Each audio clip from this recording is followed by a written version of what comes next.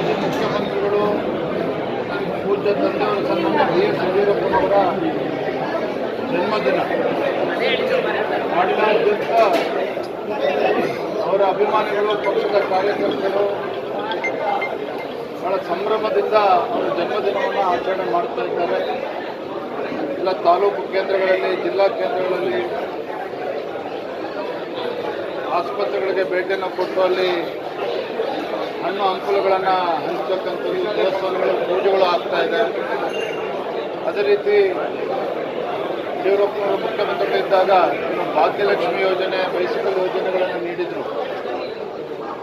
ಆ ಫಲಾನುಭವಿಗಳನ್ನು ಭೇಟಿ ಮಾಡ್ತಕ್ಕಂಥ ಕೆಲಸವನ್ನು ಕೂಡ ನಮ್ಮ ಕಾರ್ಯಕರ್ತರು ಮಾಡ್ತಾ ಇದ್ದಾರೆ. ಒಟ್ಟಾರೆಯಾಗಿ ಯಡಿಯೂರಪ್ಪನವರ ಒಂದು ಜನ್ಮದಿನವನ್ನು ಬಹಳ ಸರಳವಾಗಿ ಕಾರ್ಯಕರ್ತರು ಬಹಳ ಅಭಿಮಾನದಿಂದ ರಾಜ್ಯಾದ್ಯಂತ ಆಚರಣೆ ಮಾಡ್ತಾ ಇದ್ದಾರೆ.